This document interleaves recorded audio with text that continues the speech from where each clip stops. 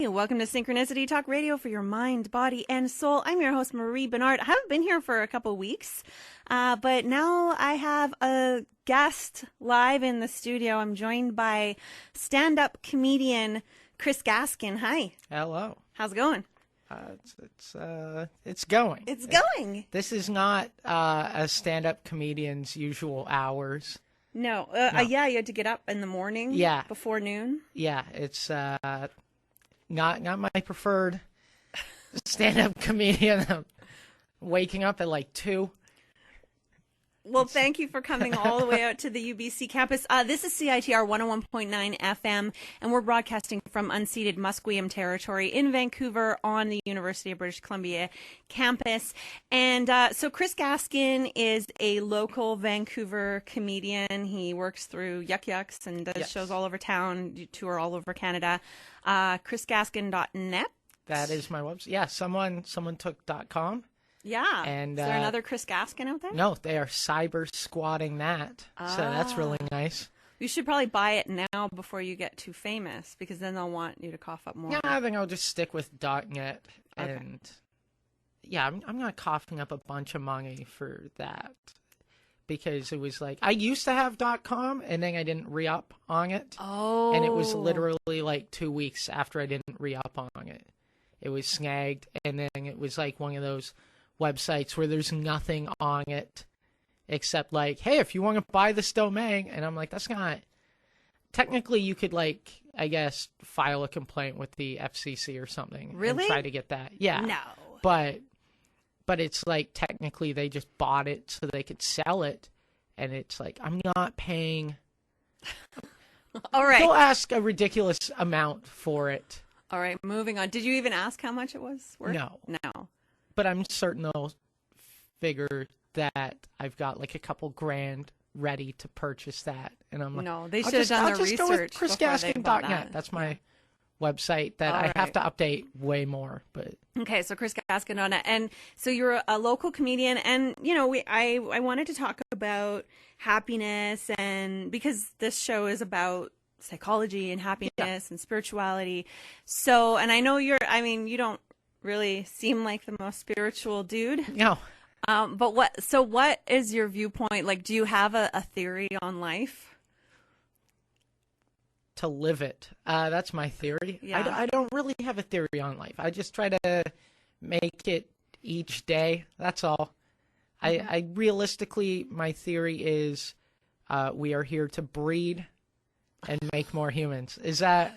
But we're overpopulated. Oh, no, we are already overpopulated. I completely agree with that. That's why I pretty much don't want kids, but it's that's kind of what we're here for. That's our biological urge, is to just suck all the life out of this planet. Oh, okay. So you think so when people are like searching for their life purpose and the meaning of life, you think it's just to breed and until dig up we more kill coal. ourselves off? Yeah, and dig up more coal. That's all. Fabulous. Yeah. Okay, so this cynical viewpoint is brought to you by... So the reason that I wanted to have you, Chris, on the show is because I just felt like, I mean, we get along really well and have lots of fun laughing and stuff. And I want to do, like, this show has been on for, I think, 7 years now, a little over 7 years. Great. Thank you. But so I'm kind of thinking about maybe bringing on a co-host or maybe a series of co-hosts. I don't know. So if you're listening and you want to give us your feedback on, I don't know if I can convince Chris to help me out with this show once in a while, especially because he has to get up before 2 p.m. to get here. That's a bit of a stretch for you. I know it's hard. It's doable. But anyway, so you can email me spiritualshow@gmail.com, and I should really change the name, my email address. But anyway, spiritualshow@gmail.com.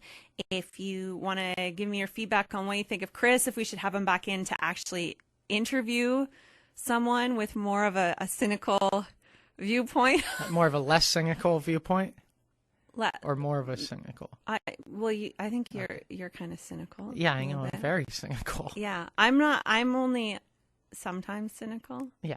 So generally, I'm just sort of like, wow, that sounds really good. So if you just sprinkle fairy dust, it'll like everything will work out. tell me more. So I'd like to have your viewpoint. So anyway, spiritualshow@gmail.com. So Chris, one of the things that's, I guess, kind of unique about you as a human, is that you were born with a heart defect, and I think that's kind of congenital heart defect. Yeah, and that's kind of formed some of your views on the world. So yeah, it's definitely formed my cynicism. Really? Absolutely, it has. I mean, when you're born with such a defect like that, I mean, the heart's one of the major organs in the body. If that's, it's not like if a kidney stops, you've still got another kidney, and just don't drink as much, I guess, is basically that. But if the heart stops, that's it, game over. You know what I mean? So I have become cynical strictly because of that, because I look and I realize how short life is. So I really don't have time for nonsense. I really don't. That's an interesting viewpoint, because I would think that someone, because you hear about people who've had like a near-death experience, or someone gets cancer, and then they're just, I think what you're saying in a much more sarcastic and cynical way is that every moment is precious. But you're just kind of... No, there's a lot of time in my life that's not precious moments, but it's like, yeah, there's definitely, I believe that you have to try to live life to the fullest and try to be as happy as possible. So it's one of those things where my cynicism has definitely extended how I try to chase my goal of living my life as at least successful enough stand-up comedian that people know who I am. I mean, the odd person knows who I am. That feels really nice. And also kind of is interesting. The odd time that I'm stopped in the street. Hey, you're Chris Gaskin, right? Yeah, I am. How do I know you? I saw you perform. Oh, okay, cool. But it's like, it's something that I'm really working towards and working hard towards, because I realize how short life is. So, but I don't think every moment's precious. Let's just be honest. All right, there's a lot of downtime on this planet. Yeah. Yeah. All right. Okay, so yeah, I want your opinion on this guy Chris Gaskin that we have here, because I might have him help me out with the show, co-hosting. So email spiritualshow@gmail.com. Let me know what you think of Chris. It might help if you put that in the subject line, what I think of Chris. But don't, yeah. Oh, I won't forward them on unless they're really funny. I was gonna say, please. Hey, come read this right here. But if it's funny, you can take a joke, right? Yeah, of course. Yeah. That's one of the beauties of having such a great sense of humor, is people have said atrocious things to me that I knew were just all in good fun and all meant to be a joke. So I'd never take it personally. So, yeah, if it's funnier than it is hurtful, then you've got my approval. See, I can dish it, but I can't take it out. Yeah. I'm super sensitive, as you know. Yeah. Yeah. But, and as everyone here, everyone who listens to this show knows, because I regularly cry on the air. And there's Chris from DJ Chris Horrific for the next show coming up here on CITR. So, okay, let's talk about, I want to talk about your album, because you have, so Chris has an album that's been out for a couple years, right? Yeah. And you're working on a new one to come out in the next year or two, right? I am working on a new one to come out in the next year or two.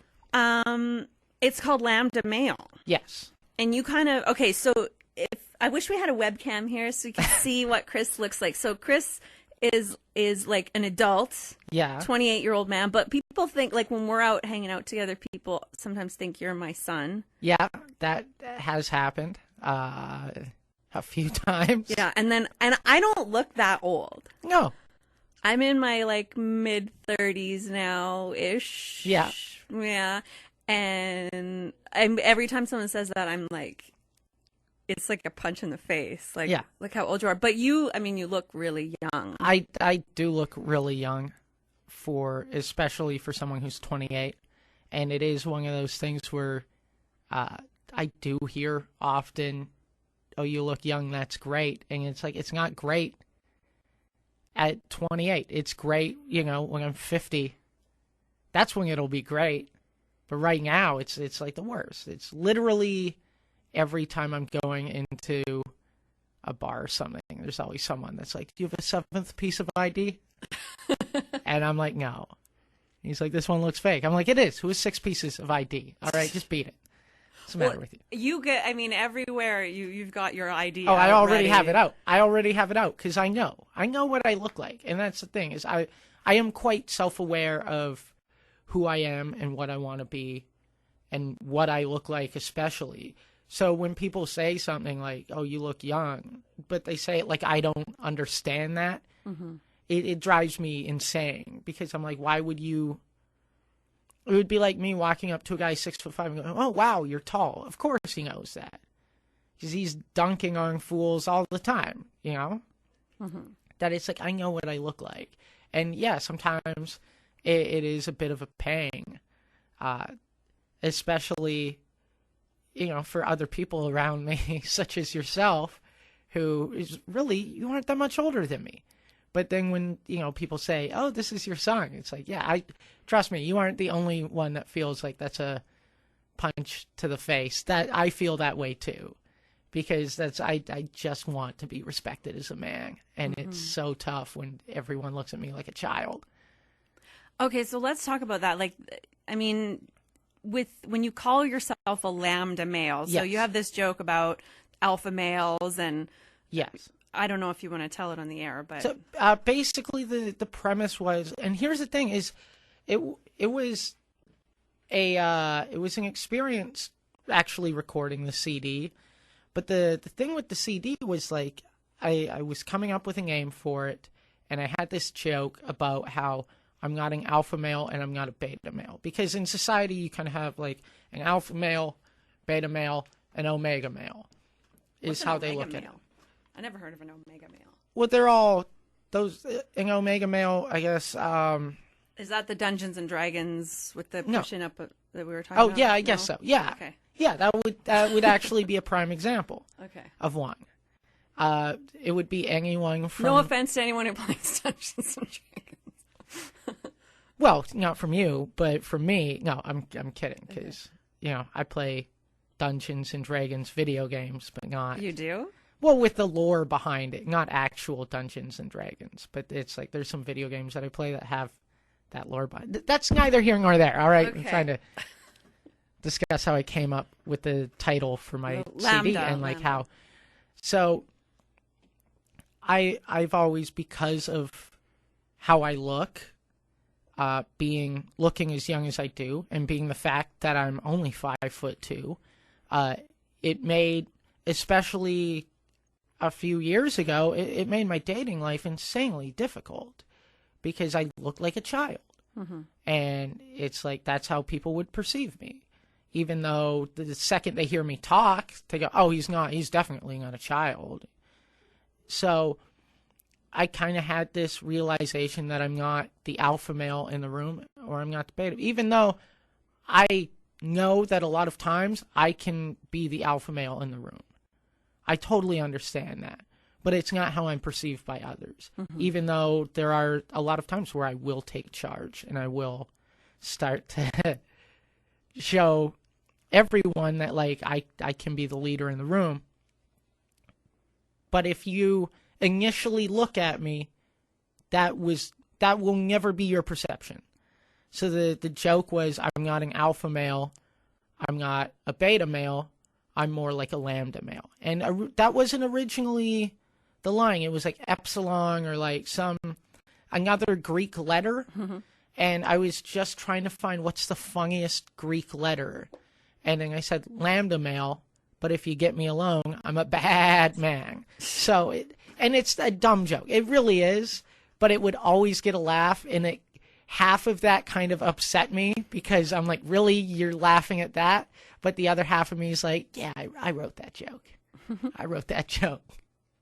But I get the sense that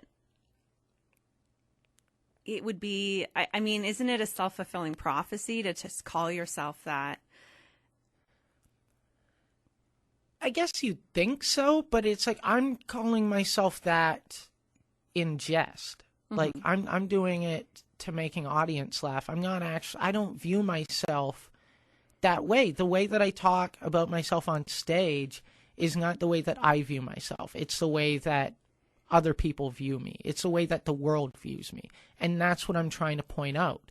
So it's like I have gotten into arguments with people who talk about how I have self-deprecating humor, and they say, you shouldn't be so self-deprecating. You shouldn't be so self-defeating. And I'm like, it's not self-defeating to me. To me, it's me pointing out how everyone else looks at me and me going like, that's not me. I don't say that's not me, and I don't try to flip the script as much, but I like pointing it out and going, this is silly, right? That you would just assume that of me. Mm-hmm. So I don't really think it's a self-fulfilling prophecy. I really try to point out what society thinks of short men or of people who look young. That's what I'm trying to point out. I'm not trying to explain myself in that moment. And it's also the first thing people see when I hit the stage. So it's something that kind of has to be addressed. All right. Well, we are talking right now with local stand-up comedian Chris Gaskin, and you can find him at chrisgaskin.net. This is Synchronicity, talk radio for your mind, body, and soul. I'm your host, Marie Bernard. I have a website, happyshow.ca is my new website. You can go to spiritualshow.com, but I haven't updated it in forever. Or you can go to happyshow.ca, and I haven't updated that in a couple weeks, but I got to get on it. So anyway, we will be back with more Synchronicity in a couple of minutes. Welcome back to Synchronicity, talk radio for your mind, body, and soul. I'm your host, Marie Bernard, and we're joined in studio here by stand-up comedian Chris Gaskin. Yeah. Some nights. Some nights. Yeah, other nights it's not really, it's a disaster, but... Well, you're still doing your comedy. I it guess. might not be as good. Yeah. Okay. So I've been thinking about having maybe a co-host or a series of co-hosts or helpers or whatever, just to, after 7 years of me sharing all my issues on the air, I thought it might be, I'm getting so much better as a person. I figure I should bring in another messed up human. Oh, okay. To help me. That's what this is then? I think so, yeah. Let's try to fix you. It helps. Okay. It helps me feel better about myself when I can look at you and where you're at. No, I'm kidding. Okay. Anyways. I'd say that's a fair assessment, though. That's why people watch shows like Hoarders. Yeah. Because my house seems so much cleaner when I look at that. You never see any rich people on Hoarders, by the way. You notice that? Like, no one's walking over to Jay Leno going like, you got too many cars. We got to get rid of some of these cars. Actually, I saw an interview, this was a long time ago, on one of those entertainment shows or something. Yeah. And it was some star, some celebrity, I can't remember who. It might have been Lindsay Lohan or something, I don't know. Mm-hmm. And she had like so many clothes. She had like a house full of, like, she was a bit of a hoarder. Yeah. When you can pay someone to come in and clean, it helps a little bit. But yeah, there was just so much stuff. And I don't know if it was Lindsay Lohan, but it was someone. And so I think you can still be a hoarder, but they're like, yeah. That's where you need like the MTV Cribs to find all of the hoarder celebrities and just go house to house. Busted. Like, look at this. And this is my room. Don't go in there. Don't go in there. You can step here and here and here and here. And that's it. That's it. All right. Well, so I'm thinking about bringing in a co-host, thinking about maybe having Mr. Chris Gaskin help me out as a co-host. Mister. He's straightening his bow tie. I'm not even wearing a bow tie. Yeah, but it's like a mimed bow tie. Yeah, we have to get a webcam in here, but then you'd have to sit closer to me so we can both be on the webcam and wave at it. Anyway, so spiritualshow@gmail.com. Send me your feedback on what you think of this guy. If you want us to, if you want to hear more from him and his cynical views on the world. Yeah. So yeah, because if you're listening and you want to ask those like hard hitting questions that he might be representing you. Yeah, I would have no problem doing that. Yeah. Because like I said, I really don't have a lot of time for nonsense. Well, but we don't have nonsense on this show. Everything is... Don't laugh at me. It's good. It's happiness. We talk about happy things and how to be happy. I'm not saying that that's not nonsense, but I'm saying like I bet from time to time you have a guest on that will say something that even you'll probably have a look on your face like, what, how, why, no, and I would be the person to verbalize that. I had a cult leader. Well, I later found out that he was a cult leader. Cult is kind of a subjective thing, right? Yeah. But he was a cult leader, and I just was sort of like, I'm gonna let you, the listener, decide what you think about that. I'm just not even gonna comment on what it was. A little bit scary, but yeah, I mean, then you could just come out and blatantly be like, is this a that cult? sounds like a... Sounds like a call. Yeah. You sound like a cult leader. This sounds like BS to me. Yeah. And then you can say that. But I don't, now that I'm moving towards psychology, that's what I'm trying to kind of prevent that sort of type of guest. Yeah. Because I just felt like it wasn't in line with my values, and I didn't want to be promoting that. Not that there's anything wrong if you have beliefs that are different than mine, that's fine. But I just feel like I want to promote what either works with scientific backup or I know for myself, that it works because it's helped me.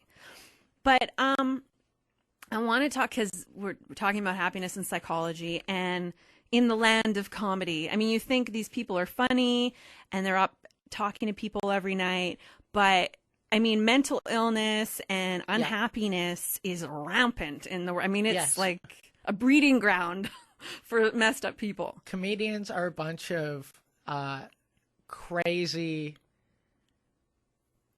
miserable folk for the most part. There's some well-adjusted people here and there, and then every other comedian is instantly jealous of that person. Mm-hmm. Like, what do you mean you've got a regular home life? How is that possible? You have friends who aren't comedians? Yeah. Like, I have friends who aren't comedians, all right? You back off that a little bit. Yeah, I do.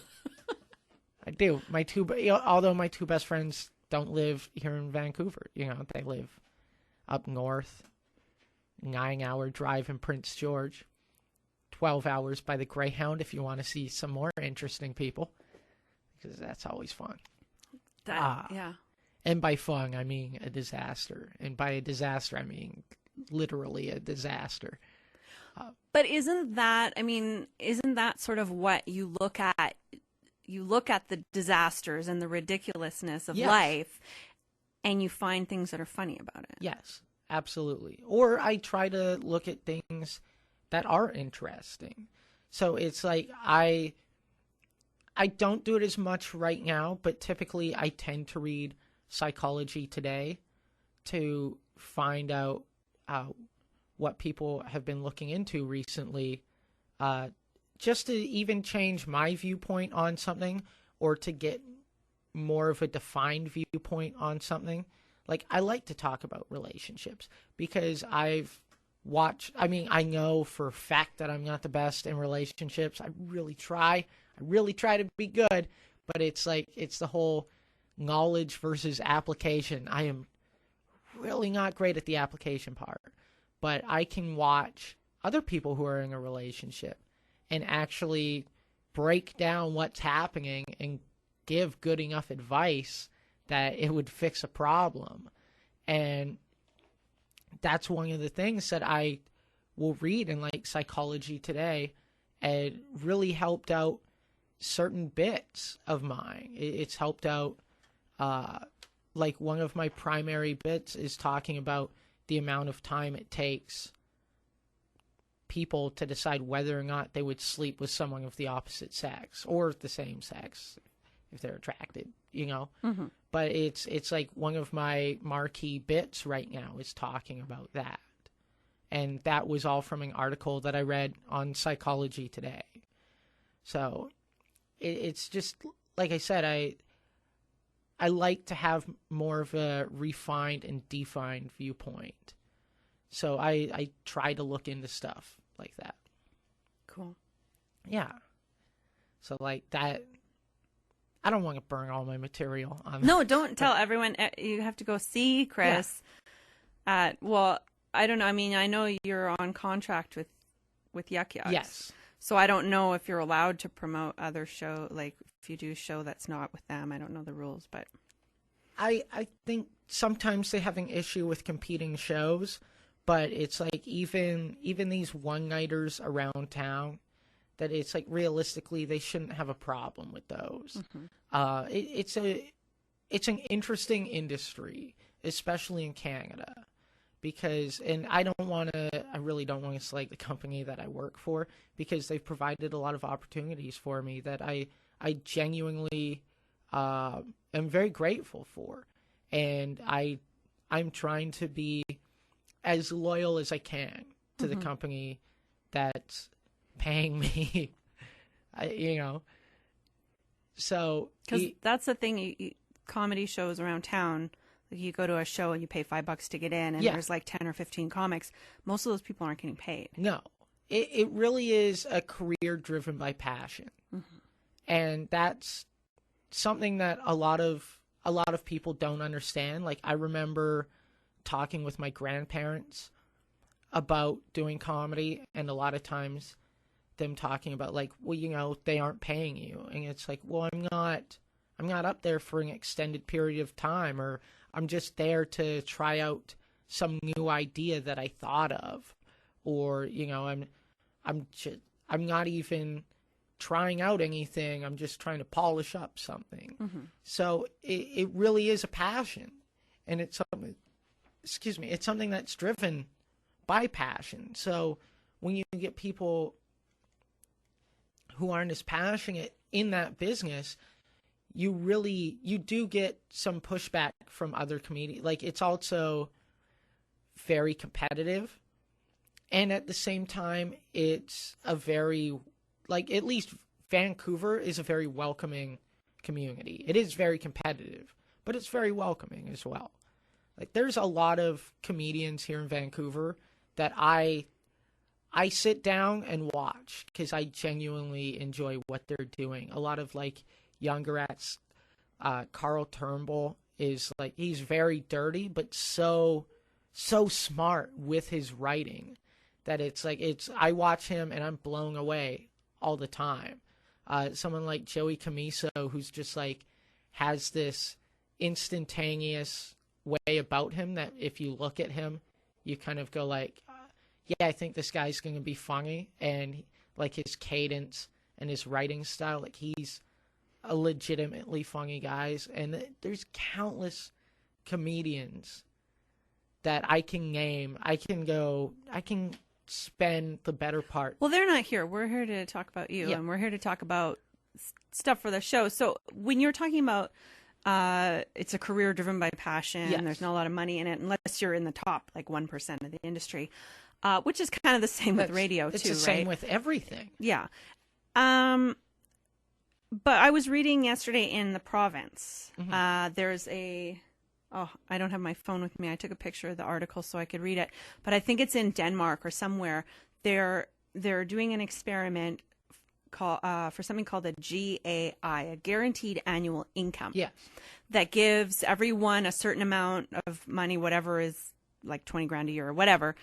And then if you work, they sort of take a little bit off and whatever. And they apparently did that in Alberta, or no, sorry, Winnipeg, Winnipeg or somewhere in Manitoba. Yeah, small town in Manitoba for 4 years, and they showed that just in 4 years, Yeah. there were fewer dropouts from high school. They lowered the admission rate into the hospital by significantly.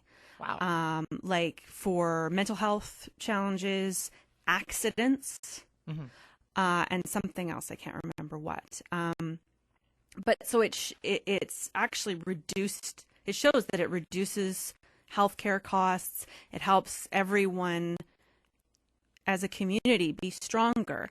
And I'm wondering from a comedian standpoint, from having to struggle, what that would mean to you or other comedians.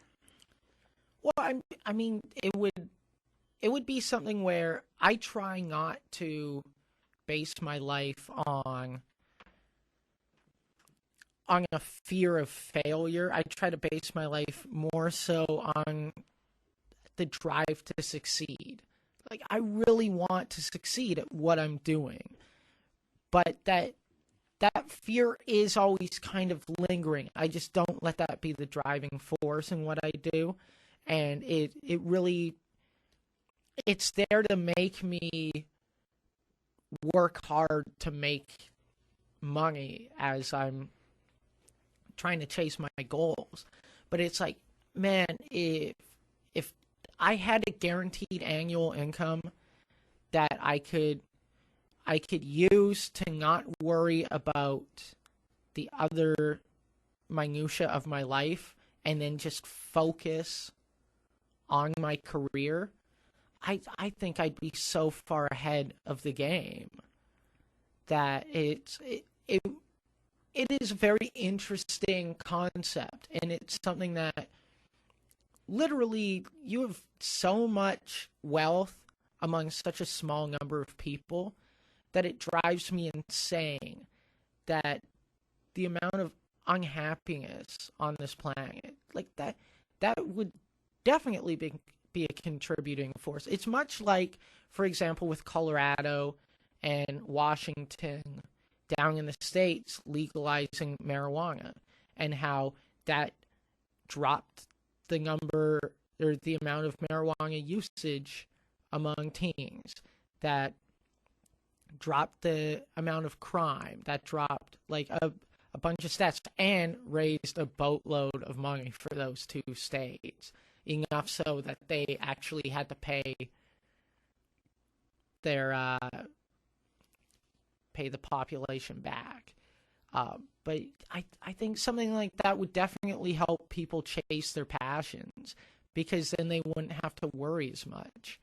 But then, don't we? I mean, very few people would be passionate about picking up the garbage, scrubbing toilets, doing things like that. So don't you think that, I mean, we need people to do those jobs? Absolutely we do.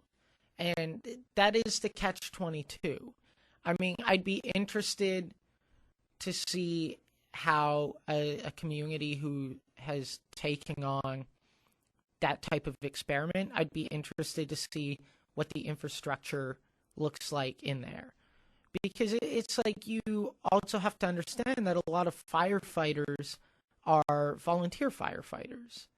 That it's not realistically a huge career. It's still a career for a lot of people, but it's something that, like, a lot of firefighters, especially among smaller communities, that's all done volunteer.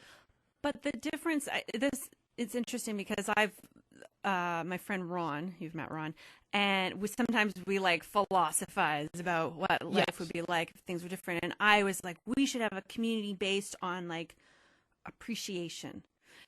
And because jobs that are valued, I mean, look at television, movies, hockey players.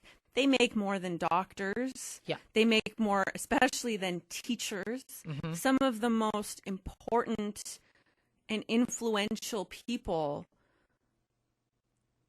we need and rely on, get very little appreciation. Yeah. I mean, and a few years ago, there was a garbage strike. I don't think you were living in Vancouver when that happened, all throughout a summer. I think you were still in Prince George. But anyway. I was probably still in Prince George, and luckily that just happened in Toronto, and I was in Toronto for almost almost a month, and it was literally like right after I left, they had a garbage strike, and I was like, oh, thank you for not having that while I was here, because Toronto, there's so many people, like the population's so dense there that it's like, man, that's one of my theories on why people from Toronto are perceived as jerks, is I think just like that, because I really love that city. I have a lot of fun while I'm there, and I love. What does that have to do with appreciating garbage men, though? Because I think that's why people from Toronto are perceived as unhappy, is every once in a while they just get a waft of garbage. So I was working around to it. All right. But my point is that people that serve us and have such important roles in society don't get appreciation. I mean, I think garbage men here, they're unionized, they get paid quite well, so it's worth it. But I mean, if there was a guaranteed annual income, I think we'd have to focus more on appreciating people, because they wouldn't have to do those jobs to get by. But I mean that's the same as like raising the minimum wage in my eyes. Is when you raise the minimum wage, you're really helping out society. Or, for example... How? Really? I disagree. Okay. But I would say, for example, the idea of... so you and I were talking about the Max Millions with the Lotto Max here in Canada. Canada, we have the lottery. We have a lottery. And it's not like Powerball in the States, where it reaches such a ridiculous number. Like Bunky Bartlett won $82.5 million. And we only got $30 million after taxes. Yeah. But there's people in the States that like Powerball gets up to like over $200 million. That, after taxes, they're walking away with $50 million. But it's like we have $50 million when it starts getting into what's called Max Millions. And then they all draw a bunch of them, so it's like there have been times where it's been 50 million and then 50 million additional 1 million prizes that could be won. And you were saying, why wouldn't they just give those all away and have them guaranteed winners? So we should clarify for people who haven't. So to win the big jackpot, you have to get 7 out of 7 numbers. Yes. But to win $1 million, you also have to get 7 out of 7 numbers. Yes. And so I was saying, why don't they just have like a guaranteed draw for each of those $1 million prizes, which would be a boost to the economy, because you'd have 20 new millionaires who would be putting that money straight back into the economy. Yeah. Which is why I think in the long run, raising something like the minimum wage helps out with that, because it puts more money into people's hands that gets pumped right back into the economy. Do you want to hear why I disagree with I do want to the hear why you disagree. The minimum wage? Because, I feel like people should be paid a living wage. Yes. But I don't think that just raising the minimum wage is the answer, because what happens is it basically just adds to inflation. Everything gets more expensive. Places like Walmart and McDonald's can afford to pay higher wages. But there are small businesses that are responsible for a large portion of the jobs in this country that might not be able to afford paying an extra $1 or $2 an hour. And the thing is that if Starbucks has to pay their employees $2 more an hour, you're paying more for your coffee. Yes. And they're paying more for their janitor staff, and it just basically inflates the cost of everything. And then those people who had an extra $2 an hour, everything costs $2 more. So they're right back where they started. I don't think that's the answer. That's a valid point. I mean, the way that I look at it is it should be more contingent on the localized area rather than the entire province or country. So, for example, in Alberta, I think the minimum wage is something like $12 or maybe 15.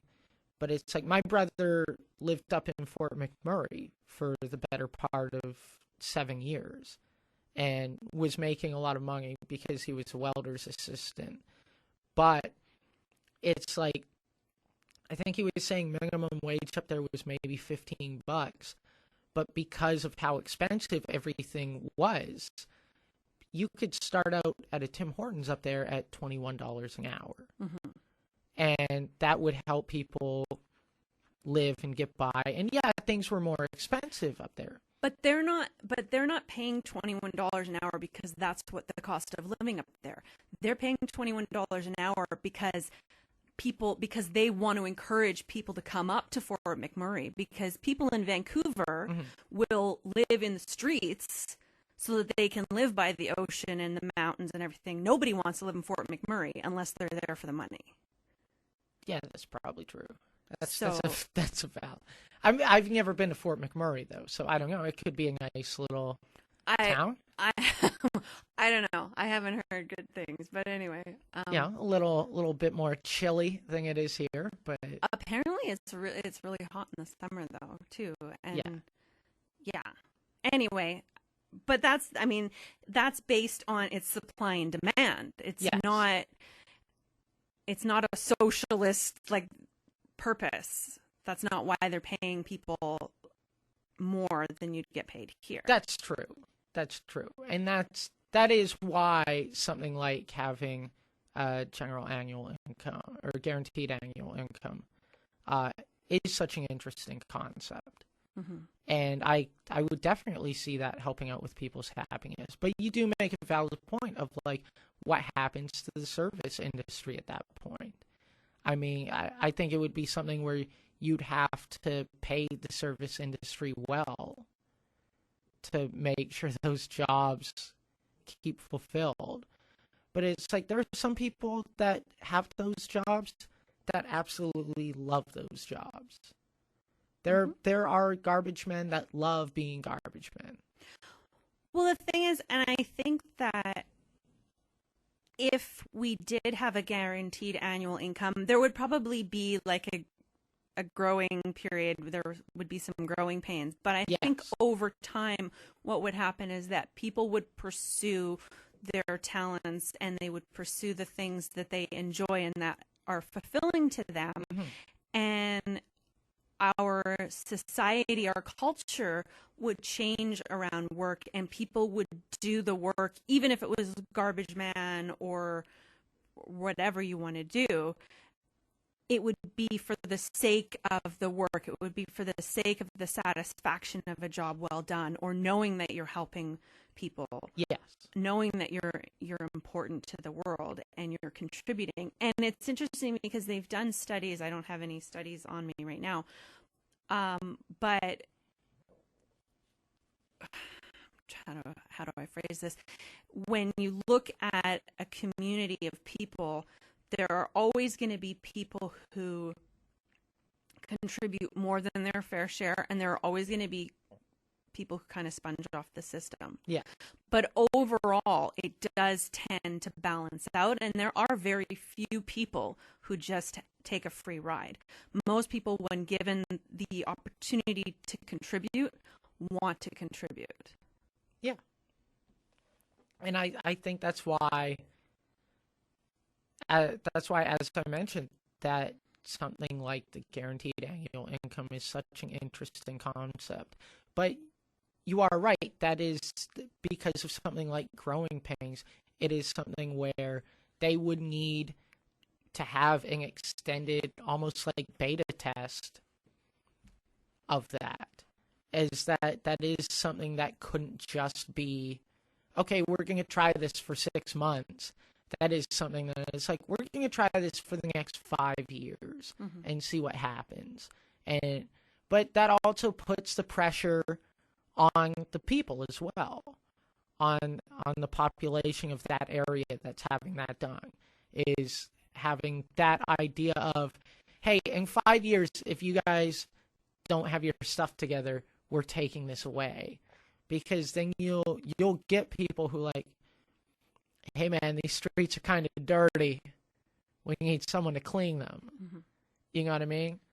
Like, I think that would also promote more of a community feeling, like more of a tighter knit community, if that makes any sense. So it sounds like you think people would work together more. Yes. I mean, they're still going to need to have garbage men and stuff. Yeah. Well, the article said something about, I think the social, what's it called with the social income? Anyway, like the welfare system. Yes. The it costs Canada something like 158 billion a year, or 138 billion or something, including all of like the red tape employees and all of that. Yes. But to do the annual income would cost something like 58 million. And it would also save money theoretically to the healthcare system as well, because people, I mean, there's more mental health challenges because if people are stressed about how they're going to pay the rent, they don't know how they're going to eat. If you can't have proper nourishment, you're going to have poor health. You're going to have more stress. And then if you're stressed, I mean, even the fact that accidents went down shows that people who are stressed about money are more dangerous out there. They're bumping into things, they're in car accidents because they're not able to think clearly because they're stressed about money, or they're lacking in sleep because they can't afford a proper bed, things like that. I think that's the old common sense idea. It's just like as I mentioned with and it's a thing, like I'm not gonna lie, I've dabbled in marijuana here and there, but I've never been a regular smoker. I'm not against it, but it's the idea of legalization in Colorado and in Washington, and people going like, wait, why did the crime rate go down? Well, because one, now smoking it isn't a crime, but two, you're getting it out of dealers' hands. Oh, why is there such a surplus of money? Because now people are paying the government that, and it's being taxed. So you get this surplus. Like it's just common sense issues that are so overlooked because a lot of people think of the negatives just straight out the gate. It's the easiest thing to look at. It's the easiest thing to go, well, what about the people who are going to sponge off the system? But that's not the way that psychologically humans are. The psychological point is exactly what you pointed out, whereas most people would rather contribute to the system. And that's what's overlooked. It's the same as when they were debating legalizing marijuana. Oh, well, more people will smoke marijuana. That might be true, but it'll lower crime rates. More people would probably smoke it occasionally, but you're not going to have more chronic pot users. The people who are chronically using pot are using it anyway, whether it's legal or not. That is true. That's absolutely true. So it's like I said, I've dabbled here and there, but I'm not the person who chronically and I'm not the person that goes, oh man, it's really helped out my writing. Like I've written down stuff that like a couple times where I've dabbled, and then I've looked at it and went, man, Why would I write that down? Why would I think that was funny? Because you were high. Yeah, exactly. That's why. It's more funny. Well, I haven't put your name out there for a while, so we're speaking with Chris Gaskin. He's a stand-up comedian. Local. Radio Reset. Yeah, he's a local stand-up comedian.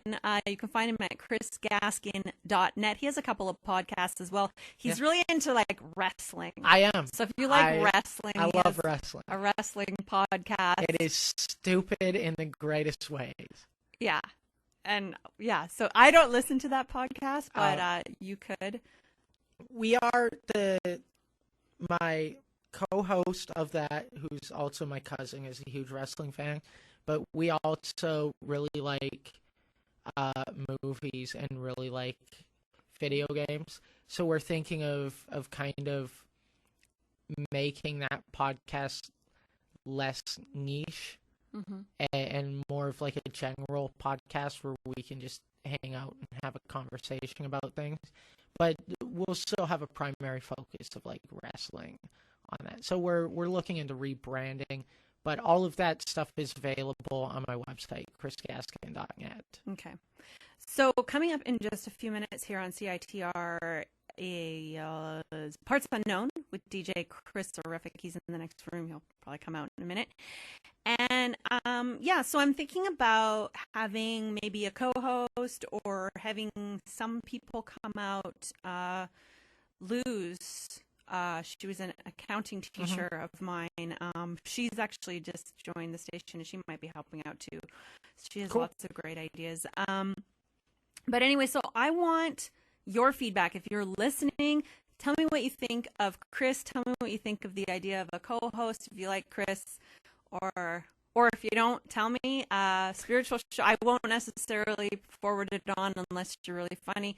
spiritualshow@gmail.com is where you can get in touch with me. And you can go to my website, happyshow.ca.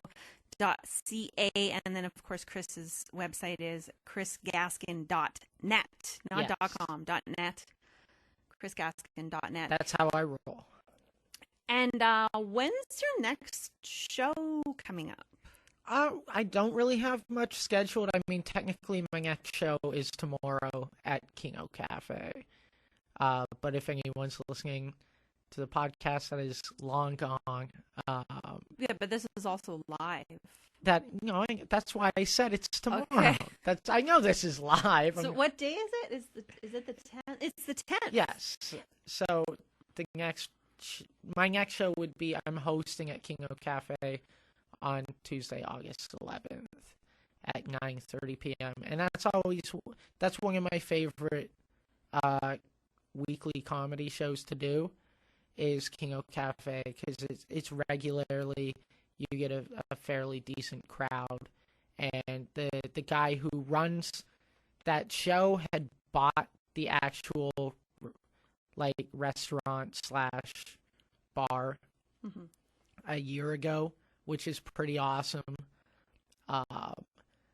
And he's always been very supportive of what I do. So I like to pay it back by regularly performing there and working out my stuff there and giving him someone who has grown a lot as a comedian and has grown as a performer.